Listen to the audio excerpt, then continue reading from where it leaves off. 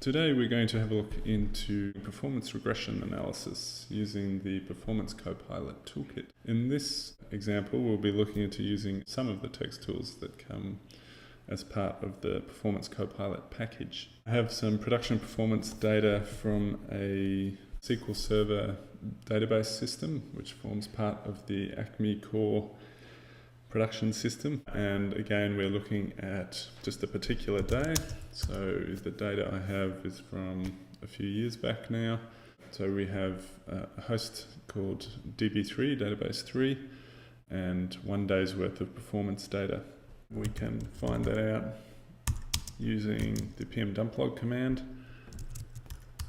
which will tell us all sorts of things. If we just request the label, the -L option just tells us the time span that this archive covers. So Tuesday, January the 6th, a bit after midnight, to the next day at the same time for host DB3. Without the -L option, we can get it to print out all sorts of details about the actual metric values in the archive, the raw values, the timestamps at which those values happen. But we're not going to look into that in this example. The next sort of thing we might want to do is summarize that data, because it may be a huge amount of data. Typically want to look at statistical summaries, things like stochastic average, for example, minima, maxima, how many samples have been recorded, that sort of thing.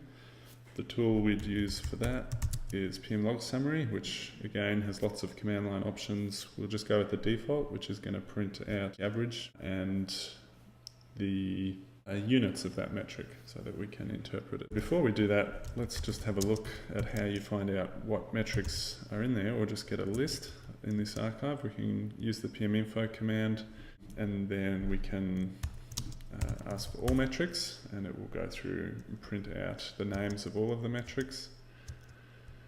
Or we can ask for a subset. So let's go for SQL Server.sql. Those are the 3 metrics there. So let's now look at the log summary for just those 3 metrics.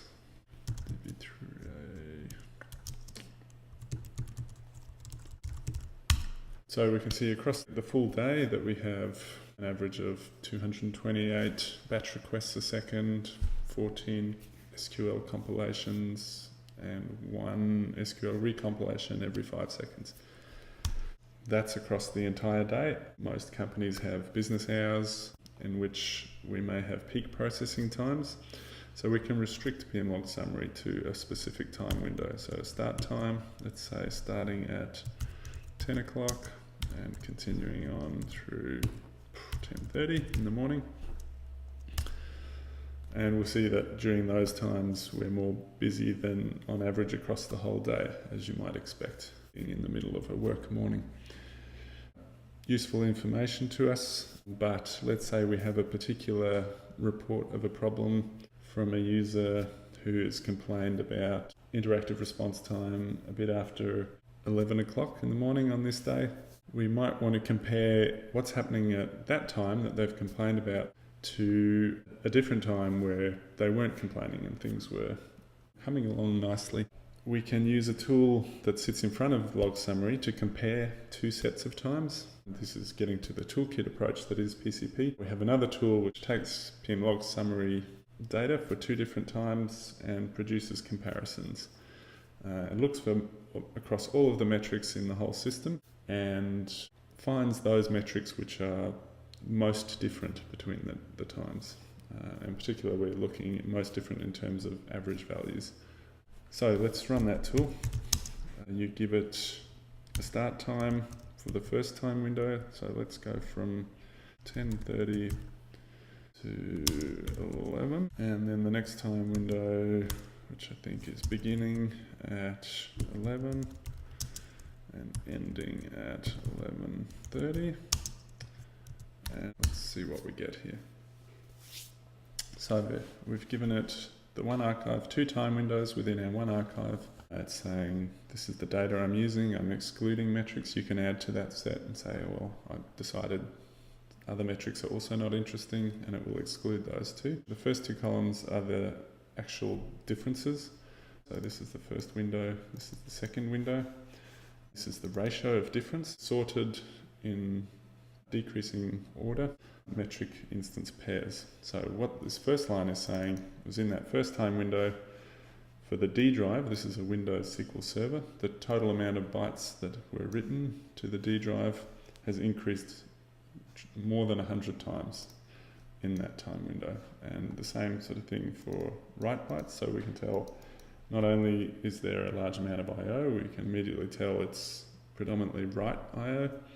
We also find out that there's a huge change in the cache use within SQL Server, and we'd have to dig deeper to see exactly what the meaning of that metric is. We'll set that aside for now. Continue on, we're getting more information here about write operations. So this was throughput, this is IOPS. As you might expect, that also increases by a huge amount. And then we're looking at some more SQL Server metrics that have changed greatly, some more disk statistics that have changed, and so on and so forth. So that's a large amount of difference. What this won't catch, which is also possibly very important to us, if one of the values was 0, then you wouldn't see a multiplier effect. So we can grep on this. So these are the metrics that have changed from having no value at all to suddenly having some value over that time. We can see the queue length on the D drive. So there's a lot of information pointing us towards the D drive. Something's happened on the D drive and also the E drive. We're getting more information here. So the TempDB database is seeing a large increase in the number of active transactions. That is very interesting based on what we may or may not know about SQL Server. The temporary database TempDB stores intermediate results of sort operations, amongst other things. But based on what we find out shortly, that becomes useful information. We can see that we have increased lock wait time, table lock wait time, page writes in the memory subsystem in the Windows kernel has increased, etc., etc. So we've got a lot of pointers now. We started from nothing, where we were just running these comparison tools on an archive in different time windows across literally hundreds and hundreds of metrics to specific areas within that archive that are of interest to us. We're looking at I/O and we're looking at SQL Server temporary database I/O. So let's dig deeper. Let's go back to the PM chart tool from our last talk. Let's have a look at this particular archive. We can request some views on the command line. Let's look at IOPS across everything. Let's go on a 1 minute interval.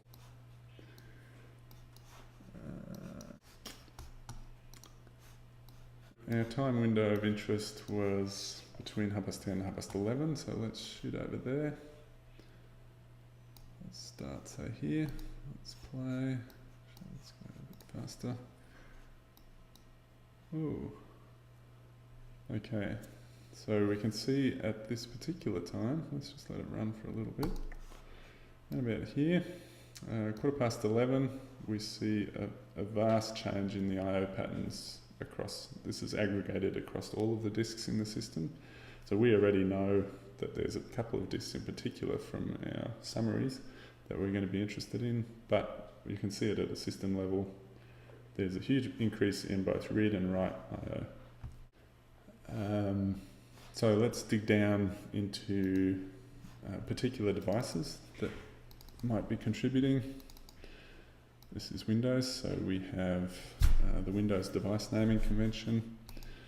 We'll create a new chart, we'll call it device idle, and we will change that blue, which we can't see, to that. Let's go with that. Right. So, interesting. So we're looking at device idleness for each and every device in the system. These are block devices. Based on what we know about this system, this is a Windows system that's been set up solely to do SQL Server serving. So we have the system disk, C. We have a temporary database on D. We have the regular data, the table data for the rest of the database on the F drive. So most of the time during the day, all the I/O will be going to that F drive. But in our period of poor performance, we see suddenly a slew of activity on the other devices, in particular the D and E drives, D being the temporary DB drive. So this is all interesting, and we're learning more about what's happened in this event. So at that point, we have enough information to go and talk to our database administrator and ask him how on earth this could have happened. We would also want to correlate this activity with other activity on other systems that are part of this larger, more complex system, in particular the application server and how it's interacting with the database.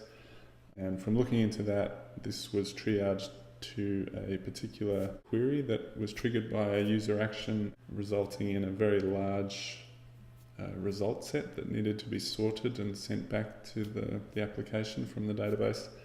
And ultimately that spooled out of main memory and needed to be written to this temporary database within SQL Server.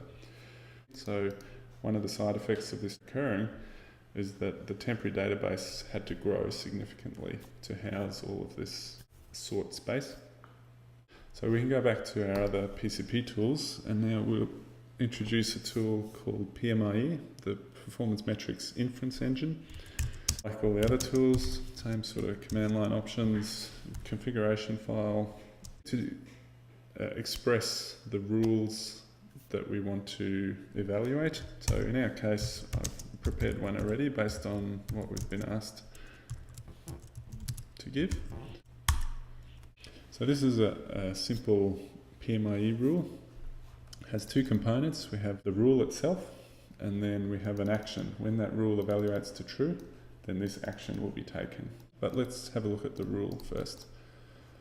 So what this is saying is if the data file size of the temporary database for the current sample less the size of the previous sample is non-zero, in other words it's changed in either a positive or negative direction, then the rule will evaluate to true, so it's not zero, and we're going to print out that value. PMIE takes care of sampling those values over time and basically filling in the values behind this and this, and does these calculations. So we convert bytes, which comes out of here, into megabytes for reporting, and then it'll evaluate it over the archive, and whenever it evaluates to true, will tell us.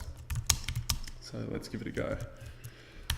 So we give it the same archive. Let's go for a 5-minute sampling interval for PMIE, and that configuration file.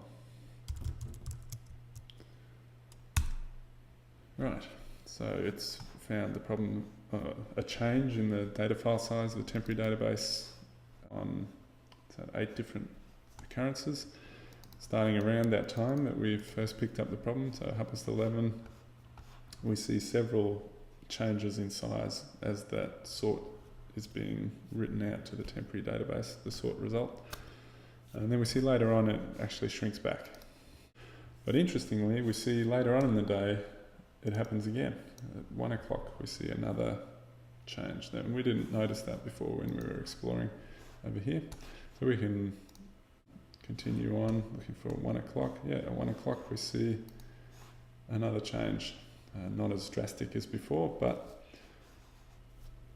useful to know that it did happen again without us even noticing it in the initial analysis.